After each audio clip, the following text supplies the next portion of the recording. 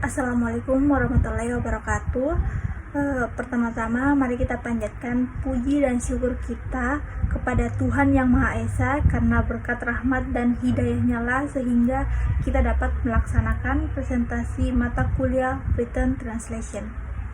Selanjutnya kami ucapkan terima kasih kepada Mem Dr. Haji Geminastiti Sakir, SPD, MPD karena telah memberikan kami kesempatan untuk membawakan materi yang berjudul kesalahan dalam menerjemahkan atau dalam bahasa Inggris yaitu Errors in Translation. Perkenalkan, kami dari kelompok 10 akan mempresentasikan hasil kelompok kami. Namun sebelum itu, saya akan memperkenalkan teman kelompok saya terlebih dahulu, yaitu saya sebagai moderator, Rameswari Igira Karina. Selanjutnya ada Rashida Maharani, Muhammad Ansori Arifuddin, dan Muhammad Rizky Rizkula Akis. Selanjutnya ini adalah daftar materi dari presentasi kami. Ada 4 materi, yaitu pertama, kesulitan-kesulitan dalam penerjemahan. Kedua, kesilapan-kesilapan dalam penerjemahan. Ketiga, masalah-masalah linguistik dalam penerjemahan. Dan keempat, masalah-masalah stilistik dalam penerjemahan. Untuk materi pertama akan dijelaskan oleh Rashida Maharani. Rashida Maharani, dipersilahkan. Baik, terima kasih moderator atas kesempatannya. Saya akan menjelaskan materi yang pertama, yaitu kesulitan-kesulitan dalam penerjemahan.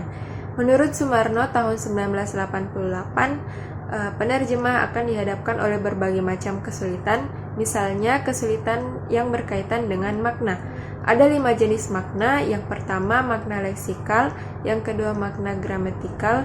Yang ketiga, makna kontekstual atau situasional. Yang keempat, makna tekstual. Dan yang kelima, makna sosiokultural.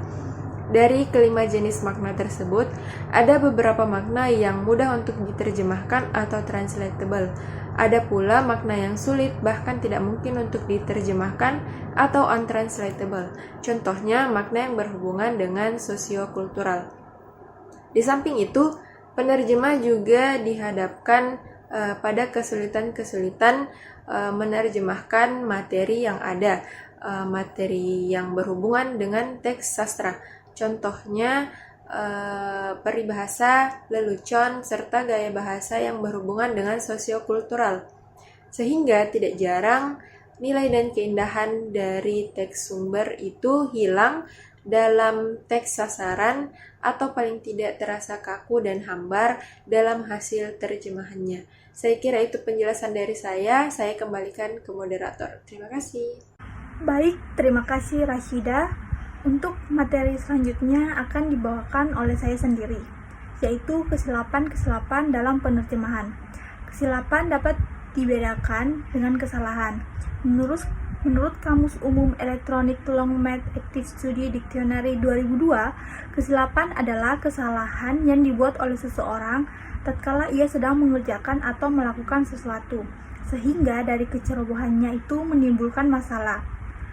Lalu kesalahan atau kekeliruan adalah sesuatu yang dilakukan secara tidak sengaja atau sebagai akibat dari pertimbangan yang buruk atau salah. Sedangkan menurut Kamus Umum Elektronik Microsoft Encarta 2005, kesilapan adalah sesuatu yang dikerjakan dengan salah secara tidak disadari atau tanpa disengaja. Sedangkan kesalahan adalah suatu tindakan atau keputusan yang salah atau tidak bijaksana yang disebabkan oleh pertimbangan yang buruk atau kurang informasi atau kurang teliti. Selanjutnya, bagaimana kesilapan atau kesalahan jika dikaitkan dengan penerjemahan? Jadi pembahasan ini lebih fokus pada konsep kesilapan. Menurut Schumann dan Stenson dalam Sumarno 1988 halaman 64, membagi kesilapan dalam penerjemahan ke dalam 3 kategori. Yang pertama, kesilapan-kesilapan yang disebabkan oleh terjadinya kekurang sempurnaan pemerolehan gramatikal bahasa sumber dari bahasa sasaran. Kedua, kesilapan-kesilapan yang dihubungkan dengan situasi mengajar dan belajar. Dan ketiga, kesilapan-kesilapan yang bersumber pada masalah kemampuan atau kinerja. Selanjutnya, adapun Selinker dalam Soemarno 1988 halaman 64 menyebutkan bahwa ada 5 proses yang dianggap sebagai sumber kesilapan, terutama bagi para pembelajar bahasa pertama dan bahasa kedua atau bahasa asing. Yang pertama itu transfer kebahasaan, kedua transfer pemberian latihan, ketiga strategi belajar bahasa kedua atau bahasa asing, keempat strategi untuk berkomunikasi dengan bahasa kedua, dan yang terakhir pengovergeneralisasian materi linguistik bahasa sasaran. Selanjutnya, menurut Albir 2001 mengemukakan bahwa kesilapan dalam penerjemahan dapat dibagi ke dalam 4 tipologi kesilapan, yaitu pertama, perbedaan antara kesilapan yang berkaitan dengan bahasa sumber dan kesilapan yang berkaitan dengan bahasa sasaran. Lalu yang kedua, perbedaan antara kesilapan fungsional dan kesilapan mutlak. Kesilapan fungsional berkaitan dengan pelanggaran aspek-aspek fungsional kebahasaan dalam teks yang diterjemahkan, sedangkan kesilapan mutlak berkaitan dengan pelanggaran aturan-aturan linguistik atau kultural yang digunakan dalam teks terjemahan. Ketiga, perbedaan antara kesilapan-kesilapan sistematik yang terus berulang atau kumat dalam diri penerjemah dan kesilapan-kesilapan non-sistematik yang diakibatkan oleh kondisi psikologis penerjemah. Dan yang keempat yaitu perbedaan antara kesilapan-kesilapan dalam produk terjemahan dan kesilapan-kesilapan dalam proses penerjemahan. Selanjutnya, menurut Gile dalam Hurtado Albir 2001 membedakan 3 buah penyebab kesilapan yang sering dimiliki oleh penerjemah, yaitu yang pertama, kurang pengetahuan tentang ekstra linguistik dalam bahasa sumber dan bahasa sasaran. Yang kedua, kurang menguasai metodologi, dan yang terakhir, kurang memiliki motivasi. Baik, materi selanjutnya akan dibawakan oleh Muhammad Rifki Rizkula Akis. Muhammad Rifki, dipersilahkan. Masalah linguistik dalam penerjemahan. Yang pertama yaitu teori gramatikal. Yang diucapkan Mentana pada 2006 memaparkan beberapa masalah penerjemahan berkaitan dengan kategori gramatikal, di antaranya yaitu menyangkut bentuk-bentuk tunggal dan bentuk-bentuk tunggal dan jamak atau disebut singular dan plural nouns. Yang kedua aspek, dan yang ketiga yaitu genus atau gender. Baik, yang kedua ada kategori leksikal. Masalah-masalah penerjemahan yang berkaitan dengan kategori leksikal menyangkut aneka makna, diferensial dan non-diferensial, serta medan dari semantis yang diucapkan oleh Mentana pada tahun 2006. Terima kasih. Kembali ke moderator. Baik, terima kasih Muhammad Rifki. Dan materi terakhir akan dibawakan oleh Muhammad Ansori Arifuddin. Muhammad Ansori, dipersilahkan. Terima kasih moderator atas kesempatannya. Selanjutnya saya akan membahas tentang materi terakhir, yakni masalah-masalah stilistik dalam penerjemahan. Nah, menurut KBBI tahun 2005, tuturan adalah sesuatu yang dituturkan, ucapan, ujaran, ataupun cerita, dan sebagainya. Nah, menurut Richards 1992, tuturan adalah apa saja yang diucapkan seseorang sebelum atau sesudah orang lain berbicara. Berikut adalah contoh tuturan dalam bentuk dialog. Yang pertama ialah tuturan satu kata. Contohnya seperti A. Have you done your homework? B. Yeah. Tuturan yang pertama ini termasuk ke dalam tuturan biasa. Jika diterjemahkan maka akan menjadi seperti ini. A. Apakah kamu sudah mengerjakan PR-mu? B. Ya, sudah. Yang kedua ialah tuturan satu kalimat. Contohnya seperti ini. A. What's the time? B. It's 5:30. Nah, tuturan yang kedua ini pun termasuk ke dalam tuturan biasa. Jika diterjemahkan, maka hasilnya seperti ini. A. Pukul berapa sekarang?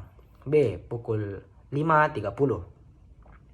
Oke, selanjutnya ialah tuturan lebih dari satu kalimat. Contohnya seperti ini. A. Look, I'm really fed up. I have told you several times to wash your hands before a meal. Why don't you do as you are told? B. But mom, listen.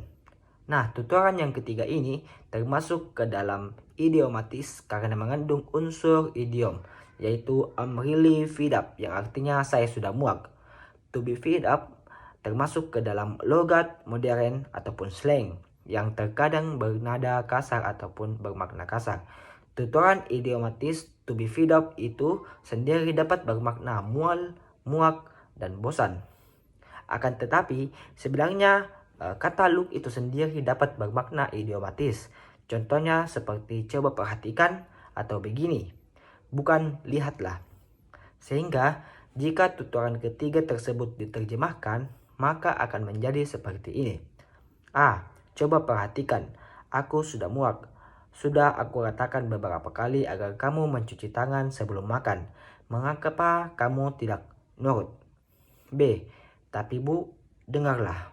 Oke, selanjutnya Crystal dan Duffy dalam Ledge 1997 mengutarakan 3 dimensi utama stilistik atau variasi gaya, yaitu yang pertama, bentuk gaya yang relatif permanen, seperti individualitas, dialek, dan waktu. Yang kedua ialah penyampaian gagasan atau wacana, seperti sarana atau ragam, dan partisipasi atau cara berbahasa.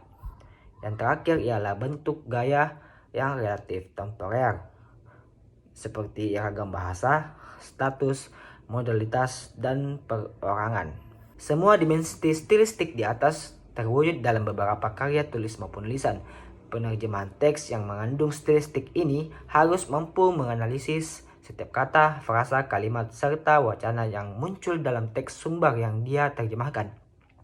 Dalam teks novel, misalnya, banyak ungkapan yang digunakan oleh setiap karakter. Penerjemahan harus mampu menganalisis makna ungkapan yang muncul dari setiap individu karena karakter tersebut. Contoh lain, penerjemah harus mampu memahami makna dialek yang digunakan oleh masing-masing karakter yang ada dalam novel tersebut. Jika tidak, maka setiap kekhasan bahasa yang dimiliki oleh setiap lakon dari cerita itu tidak mencapai bahasa sasaran yang berterima. Kasus-kasus sejenis juga akan muncul pada variasi gaya lainnya, misalnya pada teks pidato, bahasa hukum, bahasa ekonomi, bahasa teknik, bahasa iklan, dan lain sebagainya. Saya kembalikan kepada moderator. Baik, terima kasih Muhammad Ansori. Oke, baik, itulah tadi presentasi dari kelompok kami, yakni kelompok 10 yang berjudul Kesalahan dalam Menerjemahkan. Kami ucapkan terima kasih dan mohon maaf apabila terdapat kesalahan dan kesilapan. Assalamualaikum warahmatullahi wabarakatuh.